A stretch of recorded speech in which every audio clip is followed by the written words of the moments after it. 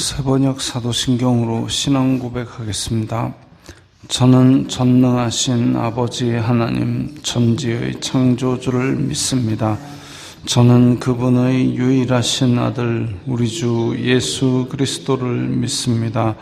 그분은 성령으로 잉태되어 동정녀 마리아에게서 나시고 본디오 빌라도에게 고난을 받아 십자가에 못 박혀 죽으시고 장사된 지 사흘 만에 죽은 자 가운데서 다시 살아나셨으며 하늘에 오르시어 전능하신 아버지 하나님 우편에 앉아 계시다가 거기로부터 살아있는 자와 죽은 자를 심판하러 오십니다. 저는 성령을 믿으며 거룩한 공교회와 성도의 교제와 죄를 용서받는 것과 몸의 부활과 영생을 믿습니다. 아멘. 거룩하신 아버지 하나님 감사합니다. 간밤에도 편히 쉬게 해주시고 새벽에 기도하는 자리에 불러주시니 감사합니다. 이 시간 저희들 마음 중심으로 주님을 경외하게 하여 주시옵소서. 예수님 이름으로 기도드리옵나이다. 아멘. 찬송가 216장입니다.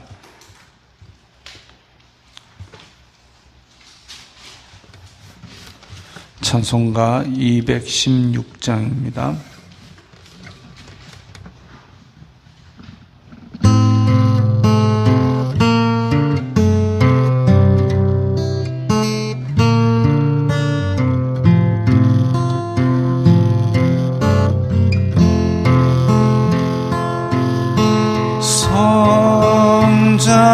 성자의 귀한 몸 날 위하여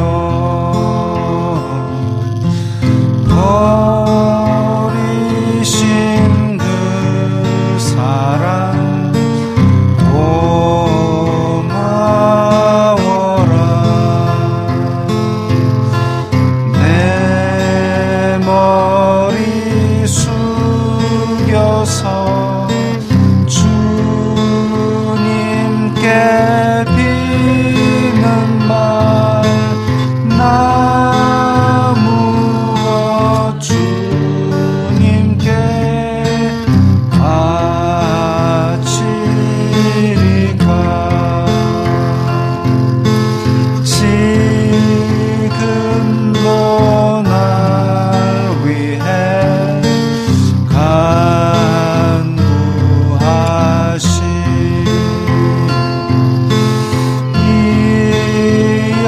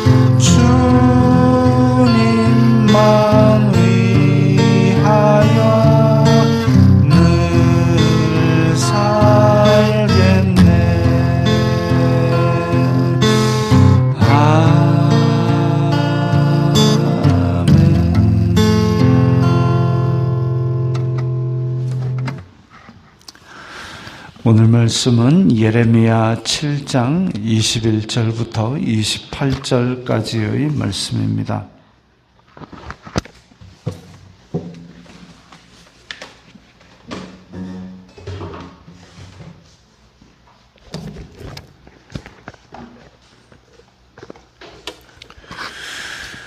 예레미야 7장 21절부터 28절까지의 말씀 함께 읽겠습니다. 만군의 여호와 이스라엘의 하나님께서 이와 같이 말씀하시되 너희 희생 제물과 번제물의 고기를 아울러 먹으라. 사실은 내가 너희 조상들을 애굽 땅에서 인도하여 낸 날에 번제나 희생에 대하여 말하지 아니하며 명령하지 아니하고 오직 내가 이것을 그들에게 명령하여 이르기를 너희는 내 목소리를 들으라. 그리하면 나는 너희 하나님이 되겠고 너희는 내 백성이 되리라. 너희는 내가 명령한 모든 길로 걸어가라. 그리하면 복을 받으리라 하였으나 그들이 순종하지 아니하며 귀를 기울이지도 아니하고 자신들의 악한 마음의 꾀와 완악한 대로 행하여 그 등을 내게로 돌리고 그 얼굴을 향하지 아니하였으며 너희 조상들이 애굽 땅에서 나온 날부터 오늘까지 내가 내 종 선지자들을 너희에게 보내되 끊임없이 보내었으나 너희가 나에게 순종하지 아니하며 귀를 기울이지 아니하고 목을 굳게 하여 너희 조상들보다 악을 더 행하였느니라. 내가 그들에게 이 모든 말을 할지라도 그들이 너에게 순종하지 아니할 것이요 내가 그들을 불러도 그들이 내게 대답하지 아니하리니 너는 그들에게 말하기를 너희는 너희 하나님 여호와의 목소리를 순종하지 아니하며 교훈을 받지 아니하는 민족이라 진실이 없어져 너희 입에서 끊어졌다 할지니라. 아멘.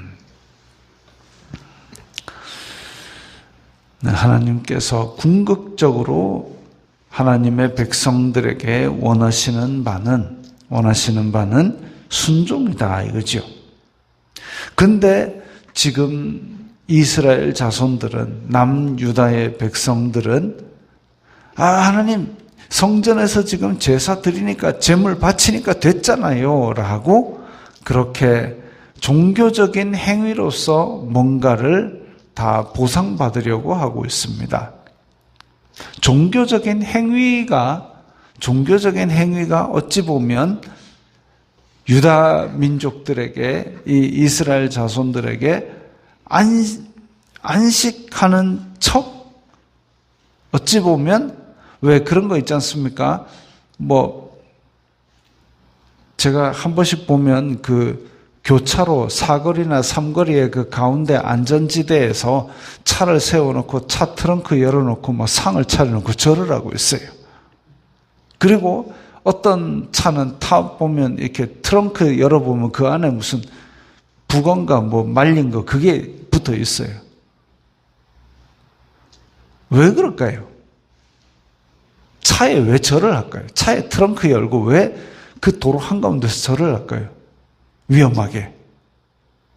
그러면 그 전후를 한번 생각해 봅시다. 차를 거기 삼거리의 가운데 그 안전지대에 세우고 그 다음에 상을 차려가지고 꺼내야 될 거 아닙니까? 거기다 상을 차리고 과일 넣고 해가지고 거기다 절을 하고 있습니다. 그러다가 혹시나 교차로 가운데 누가 잘못해서 들어오면 어떡하라고? 그 위험천만한 짓을 하고 앉았습니다. 왜 할까요? 저는 잘 모르겠습니다. 트렁크 안에 생선 그걸 말린 걸 왜 둘까요? 바퀴벌레 생길지도 모르는데. 이유를 잘 모르겠습니다. 그걸 붙이고 있으면 사고가 안 날까요, 과연? 차는 신호를 지키고 차선을 지키고 조심해서 운전해야 그래도 사고가 나기도 하는데 그 붙이고 있는 것 사람들이 그걸로 자기의 마음의 어떤 위안, 마음의 어떤 무슨 그것과 비슷한 짓을 하나님의 백성들이 하고 있는 겁니다. 그래서 자기네들의 행실은 돌아보지 않고 자기네들이 신호를 지키는가, 다른 차를 조심해서 운전하는가, 속도를 넘지 않는가, 그걸 보지는 않고 그냥 북어대가리 하나 매달고 있으니까 나는 사고 안 날 거야 라는 똑같은 심보로 하나님 앞에 성전에다가 양 갖다 바치고 소 갖다 붙이니까 그걸로 나는 괜찮을 거야 라고 착각하고 있는 거죠. 종교 행위 안에서 그렇게 제사하는 것, 그게 아무런 의미가 없다는 겁니다. 하나님께 제사를 드리는 것도 번제, 소제, 화목제, 속죄제, 속건제 그렇게 5대 제사가 있지만 그 중에서 자, 이 속죄제, 속건제는 내가 뭔가를 잘못했을 때 하나님께 드리는 것이고, 번제 또한 내 허물을 이 백성에게, 이 짐승에게 돌려서 짐승을 완전히 태워가지고 그렇게 하나님 앞에 헌신하는 것을 나타냅니다. 그 이제 화목제는 자기가 자발적으로 하나님, 제가 이렇게 하나님께 기쁜 향기를 드립니다. 우리 이웃과 나눠 먹고 이렇게 하는 그 제물, 그 외에는 다 인간의 죄됨을 전제하고 있습니다. 근데 지가 죄를 열심히 짓고 있으면서 또 그냥 양소 갖다 바치면 되지 하고 또 죄를 짓는 거, 그건 하나님께서 싫어하신다는 거죠. 그거 안 바쳐도 좋으니까 제발 너희들 하나님 백성답게 살아라. 그게 하나님께서 원하시는 것이다 라고 말씀하고 계십니다. 그래서 얼마나 그 제사가 헛되고 무의미하냐. 너희 희생제물과 번제물의 고기를 아울러 먹으라. 번제물의 고기를 먹으라. 번제는 말이죠, 완전히 다 태우는 겁니다. 그야말로 싹 태워가지고 죄만 갖다 버리는 그게 번제입니다. 태우는 제사. 그런데 그걸 고기를 먹으랍니다. 그러니까 너희들의 번제는 아무런 의미가 없으니 그냥 고기라도 먹고 배라도 불리라 이겁니다. 그 정도로 형식적이고 무의미하고 아무런 가치 없는 제사다 이거지요. 그리고 22절에 내가 너희한테 제사가 어떻게 대단하게 드리라고 하더나, 그 말씀입니다. 즉 이 이스라엘 자손들이 제사 때문에 어떻게 그렇게 형식을 갖추기 위해서 애쓰고 있다라는, 그거 아무런 의미가 없다는 걸 강조하시는 말씀이죠. 23절에 오히려 너희들은 내 목소리를 들으라. 그 밑에 내가 명령한 모든 길로 걸어가라. 그리하면 복을 받으리라. 하나님께서는 그 짐승 죽이는 것이 목적이 아니라 하나님의 백성들 복 주고 살리는 게 목적이고, 그 복 주고 살리려면 하나님의 목소리를 듣고 하나님의 길로 행하고, 그게 가장 핵심적이라고 말씀하고 계십니다. 시편 69편 30절 31절에 보면, 우리가 이제 예전에 복음성가로 불렀던 황소를 드림보다 진정한 노래를 기쁘게 받으시는 주님, 그런 가사가 있습니다.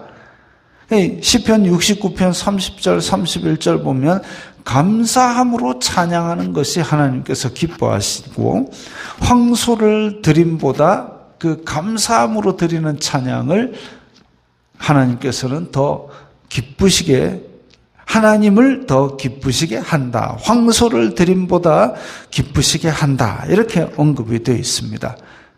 진정한 마음으로 감사 찬양하는 것이 황소를 드리는, 그러니까 종교적인 형식의 얽매인 제사보다 하나님을 더 기쁘시게 한다는 거죠. 그런데 이스라엘 자손들은 자기 악한 마음의 꾀와 완악한 대로 행하여 하나님께 등을 돌렸다 그랬습니다. 하나님을 배신하고 자기 일상생활 속에서는 하나님의 법도대로 행하는 것이 아니라 자기 사악한 꾀대로 행했다 이겁니다. 그래서 그것을 돌이키기 위해서 25절에 보면 내 종 선지자들을 너희에게 보내되 끊임없이 보내었으나, 하나님께서 선지자를 계속 보내서 그들의 완악한 마음으로 행할 때에 하나님의 말씀은 그것이 아니다라고 지적하고 그렇게 하나님의 길로 돌이키게 하려고 애를 쓰셨는데, 그런데 26절에 보니까 더 악을 행하였느니라. 27절에 순종하지 않는다 그랬습니다. 사무엘상 15장에 보면 사울이 하나님께 순종하지 아니하고 자기 마음대로 제사의 형식을 지내려고 합니다. 사무엘이 뒤늦게 도착해서 왕이여 이게 뭐한 짓입니까? 하니까 아이고 당신은 늦게 왔지, 저 블레셋은 또 쳐 올라오고 있지, 백성들은 하나둘 집으로 가고 있지, 내가 어쩌란 말이에요. 그래서 내가 당신의 하나님께 제사를 드렸습니다. 온갖 변명을 하고 있습니다. 그래도 이게 아무리 급해도 바늘 허리에 실 꿰어 쓰지 못한다는 속담도 우리 있지 않습니까? 사무엘이 제사를 드리도록 되어 있는데 왕이 자기가 그 형식을 한다고 그 형식을 갖춘들 하나님께서 그것을 받으시겠느냐 이거죠. 설령 블레셋은 쳐 올라오고 설령 내 군사로 모인 백성들은 떠나간다 할지라도 그래도 하나님의 일하심을 믿고 기다리는 자에게 설령 그 기다리다가 그리 아니하실지라도 블레셋이 와서 목숨을 앗아갈지라도 하나님 앞에 형식으로 그냥 양이나 소 태우는 것 말고 진짜 하나님의 뜻이 뭔지를 생각하는 사람이었다면 그렇게 경건망동은 안 했을 겁니다. 그때 사무엘이 사울 왕에게 그러죠. 순종이 제사보다 낫고 듣는 것이 순양의 기름보다 나으니, 그까지만 보통 인용하고 마는데 그 다음 절에 15장 23절에 뭐가 있느냐면 거역하는 것은 점치는 죄와 같고 완고한 것은 우상 숭배하는 죄와 같다 이 얘기가 나옵니다. 순종을 하나님께서 형식적인 제사보다 훨씬 낮게 생각하시고 그 반대로 거역하는 것은 점치는 것과 같다.